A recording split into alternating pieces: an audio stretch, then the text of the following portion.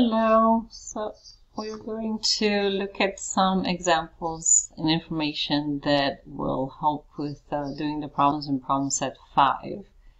A lot of these involve what's called graphical analysis, so basically looking at a scenario and making a graph, or looking at the graph of the scenario and then interpreting. It's like, what's the graph? This graph telling me that's happening in the scenario.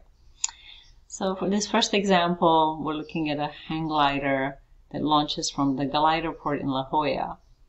The launch point is located at the edge of a 500-foot high cliff over the Pacific Ocean.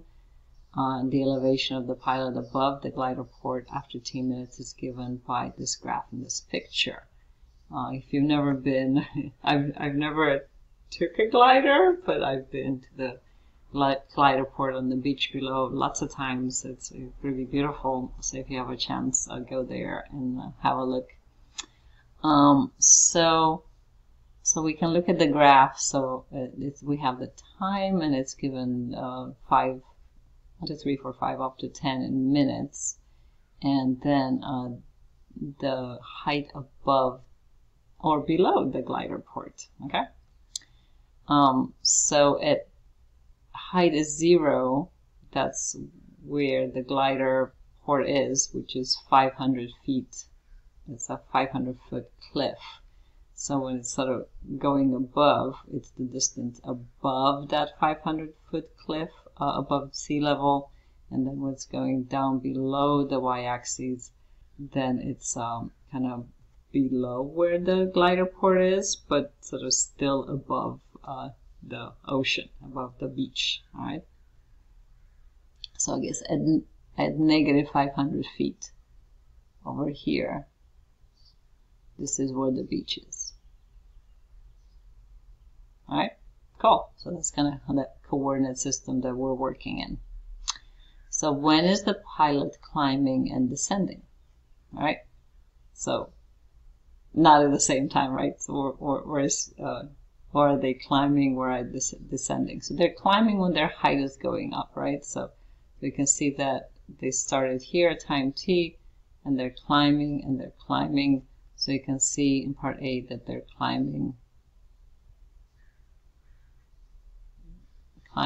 between time is 0 and 2 minutes. All right. And then they're not climbing anymore, they're just sort of gliding in the same height, right? And they're descending. Okay, so they're starting to descend at time equals 3 minutes. All right, and they're descending on all this part right here. Descending, descending, descending. They're getting pretty close to that beach, oh my gosh. 5 minutes. So they descended to 400 feet below the glider port, but still 100 feet above the beach. Then they're going steady. They're climbing again on this portion, like that. So between time is 5, 6, 7 minutes and 9 minutes. They're climbing. And then they're descending in this last part. I guess they're going back to the glider port. So between 9 and 10 minutes, they're descending again.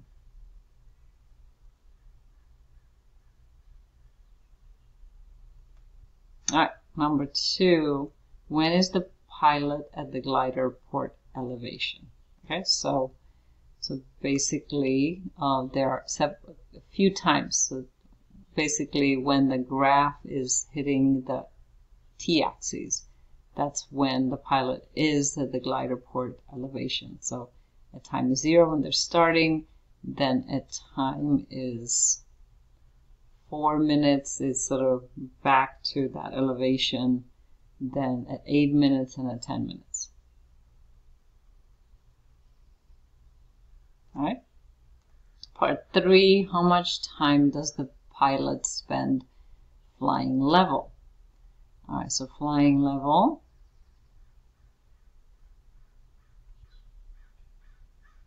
is in 2 parts. Right, so it's flying level here between 2 and 3 minutes. Alright, so that's 1 minute over there. And it's also flying level here between 5 and 7 minutes. So in total, it's 3 minutes that he's flying level. Alright, so this is an example of reading a graph and finding information from it. Alright, let's look at this problem here. A tunnel connecting two portions of a space station has a circular cross-section of radius 15 feet.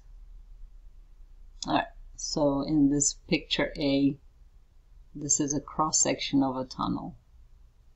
Alright, and it has a radius of 15 feet. So this is 15, or this is 15. Okay, so that's the radius of that cross-section of the tunnel. Two walkway decks are constructed in the tunnel. Deck A is along a horizontal diameter, and another parallel deck B is 2 feet below. So this walkway here is along the diameter, so it's kind of the full length of 30 feet, and deck B is 2 feet below. Okay? So I guess because you're in space, the way gravity is working, you can sort of walk on either side. Alright, so because the space is in a weightless environment, you can walk vertically upright along deck A or vertically upside down along deck B. That's pretty cool. I wish I could do that. I think I'm probably getting too old to get into space. Maybe my kids will. You have been assigned to paint safety stripes on each deck level so that a 6-foot person can safely walk upright along either deck. Determine the width of the safe walk zone on each deck. Alright, I see. So basically what it's asking us to do is to figure out when this circle, so this semicircle over here, you want this to a person who is 6 foot tall to be able to walk safely. Alright, so they won't be able to walk safely in this region, right? Because if you're kind of trying to walk on this edge, it's going to be less than 6 foot tall. Okay, and then same on this side. So you're trying to figure out when somebody could safely, who's 6 foot tall, could safely walk. Right, so we're trying to figure out this portion of the tunnel above and this portion of the tunnel for below. Okay, so let's see. Let's figure out the equation of the circle. Okay, so if we have the origin be right here, this is a circle with radius 15. So the equation of the circle, we can say it's x squared plus y squared equals 15 squared, or x squared plus y squared equals 225. Okay? So now we want to figure out, we want to plug in y equals 6. Okay, so plug in y equals 6. All right, because that will give us a height of 6 feet. Okay, okay. So in this B picture, this gives you the safety zones, all right, for both decks. Okay, so this is, we're working here for deck A. So if we plug y6 in here, we get x squared plus 36 equals 225. X squared is going to be 225 minus 36, which is 189. And we take the square root of 189. We get 13.x equals plus or minus 13.75. Okay? So the safety walk zones for this deck A are going to extend sort of in both directions or this is x is negative 1375 and x is positive 1375. So you can sort of give the interval for the safe zones between negative 1375 and positive 1375. So the width is going to be 2 times 1375.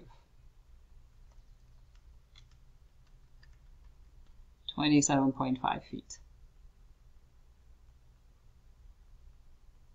All right, so that's for deck A. All right, now let's look for deck B. So deck B, all right, same equations, the same circle, x squared plus y squared equals 15 squared.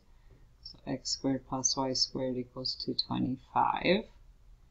Let's see what we need to plug in. So here the y value, because it's like this is 2 feet, a width of 2 feet, and then we want to go 6 feet down. This is going to be a y value of -8. So we're going to plug in y equals -8.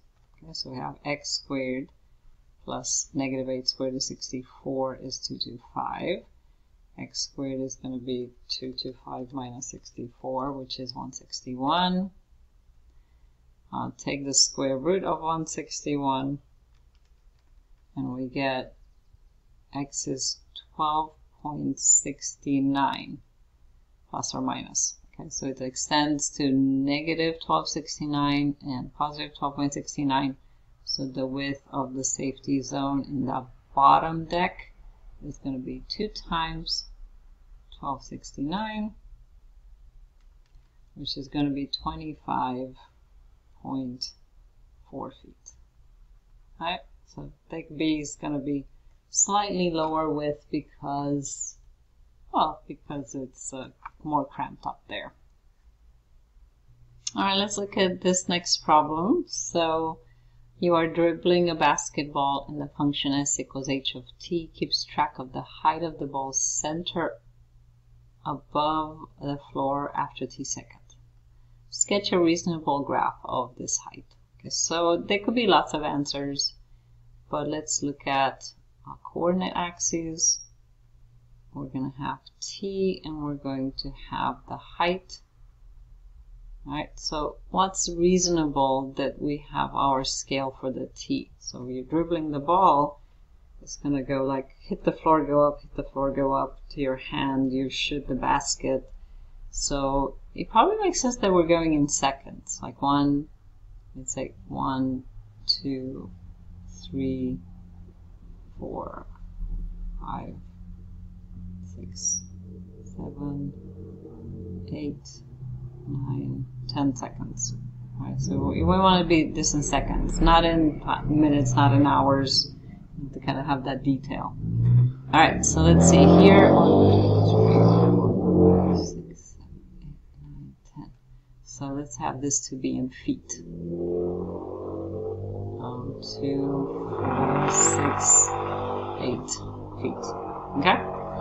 So you're dribbling the ball. Okay, so let's say you kind of start throwing the ball from a height from kind of your above your waist level, right? But maybe your chest level you're dribbling. So maybe that's around 4 feet, 4.5 feet, the height of the ball. Then maybe it takes not a second, like not even half a second to reach the ground. So it's going to go boom, and it bounces, and then it kind of goes up, and then it bounces down again. And so you basically sort of bouncing the ball. And how about that after that 1, 2, 3, 4th bounce, you catch it in your hands and you shoot it to the basket, and it's going to maybe make the basket and then come down to the ground, and then it sort of bounces away from you. Right. So this is kind of an estimate of the graph there. All right, so that's kind of the scenario that you're bouncing it 1, 2, 3, 4 times. You catch it in your hand, you shoot it at the basket, it makes the basket. It bounces, maybe it kind of bounces higher here, but then it's going to, if you don't catch it, it's going to bounce away. So it kind of bounces up, and maybe kind of lower and lower and lower as it bounces away from you, and then somebody else catches it and they shoot it again. Okay?